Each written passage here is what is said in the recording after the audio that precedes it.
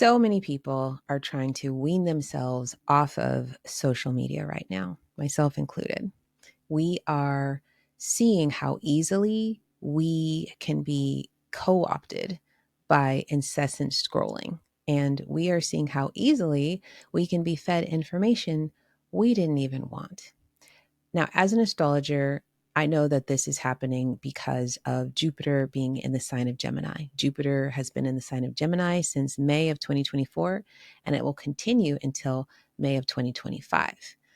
Jupiter means something that's big and expanded and often overdone. It's like an overindulgence of something. And Gemini means information, meaning since last May 2024, we have been receiving an overindulgence of information, which Jupiter in at its core represents perception, opening up of your perception. So it's kind of cool in the sense of our perception has been opened up to receive more information. And Jupiter often represents luck. So it's like that luck really just comes from your perception being opened up. I've been saying for a while that we as a collective needed to take ourselves off of social media because sometime during Jupiter and Gemini, most of social media is not even going to be real. And I think that ball has finally dropped as of January 20th. So this video is about taking back control of your own mind. And I'm here to help you get there. I'm Karrie. I'm an astrological empowerment coach, and I help you use astrology to unlock your inner psychology so you can co-create the reality you were born to live.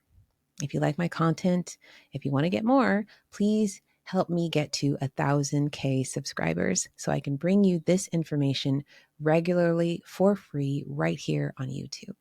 And if you'd like to become a part of my astrology family, please hit that subscribe button, like this video, share this video, and hit the bell so you can be alerted anytime I upload a video. And if you want to get this video delivered to your email box every week, you can sign up for my mailing list, and I'll have the information in the description box below. Now, let's get into some steps that you can take right now to take back control of your own mind. I'm an astrologer, okay? So I can tell you why stuff is happening, but I'm still human. So I'm going through it just like you. Like I said earlier, I'm having a hard time detoxing from social media as well. But I do have a background in Buddhist psychology, and I've been astrologically counseling and coaching people for almost a decade now. So I do have some great guidance, tips, and advice that I can share with you about how to do this, okay? So I wrote some of this down. It's just some steps that I've been doing, but also what I've been like suggesting to my clients. So first things first, I announced that I was detaching from IG and Facebook. Okay. And, people do this all the time where they're like, I'm off Facebook. And then you see them about a month later. So, what I wanted to do was to get people to know that I wasn't leaving these platforms because of them, but that you could find me on another platform, like here on YouTube. So, what I did was I created little like Canva, um, you know, uh, ads or like a box or whatever, a pretty little box that just said, hey, I'm taking myself off of IG. I'm taking myself off of FB. I won't really be posting a lot here, but if you really want to follow my content, you can find me on YouTube. I'm going to be uploading astrology stuff as well as lifestyle stuff. So you really can use my YouTube as a way to be updated on just my life. That's for friends and family who are on FB and IG. So I left places for people to find me as well as my mailing list if they wanted to get information in their newsletter on a weekly basis to their email box. Okay. So I suggest that that's what people do. Don't just take off and leave, or don't just like leave some sort of rant about how this is so unfair or whatever. Like, give people a way to find you somewhere else so that you can continue the conversation, continue the connection, continue the relationship. That's how we take care of each other. Don't just ghost folks, okay? We are human beings. That's really disrespectful. So let's take care of each other by giving each other the place where we're going next, okay? Secondly, I customized my YouTube ads. So this is knowing that I was going to be primarily on YouTube.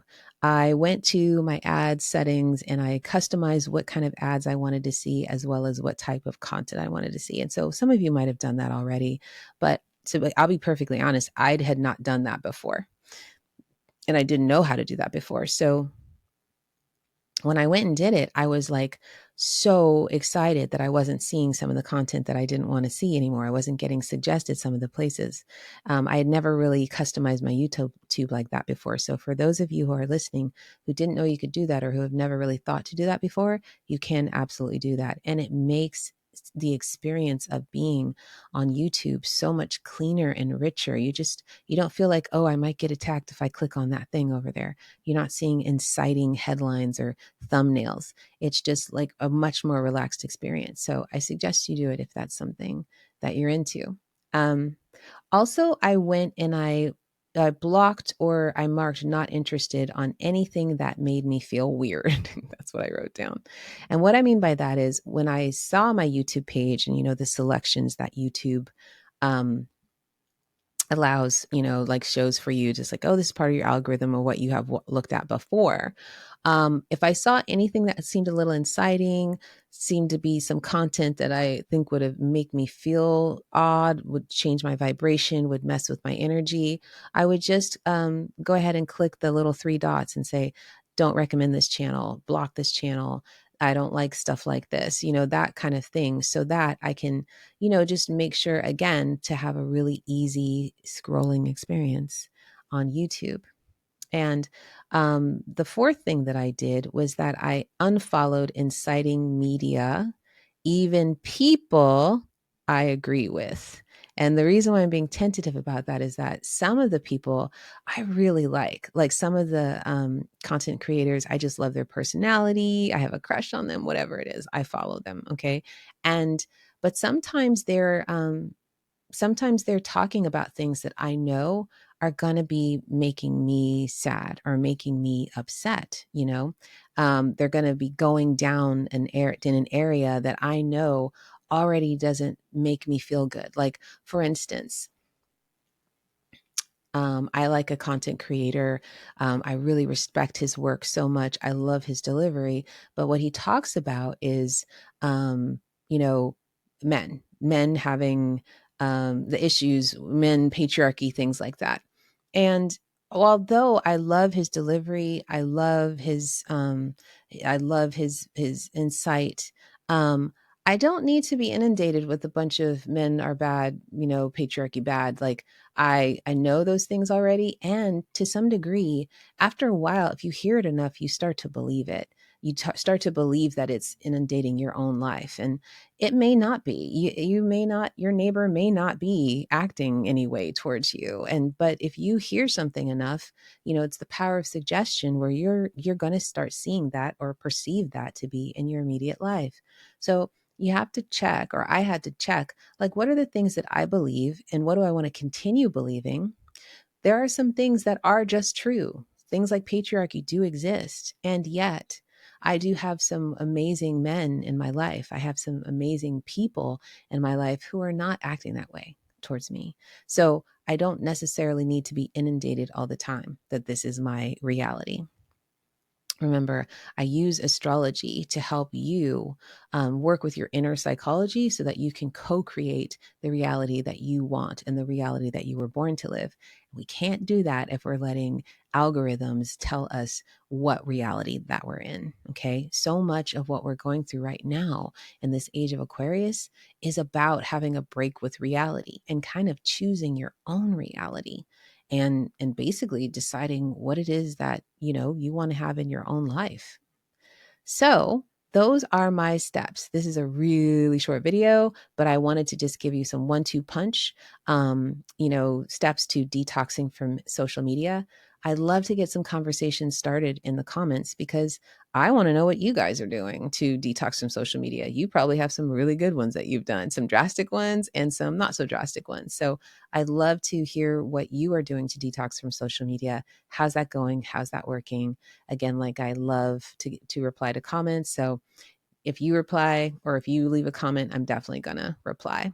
So thank you if you have gotten this far. Thank you so much for watching this video all the way through.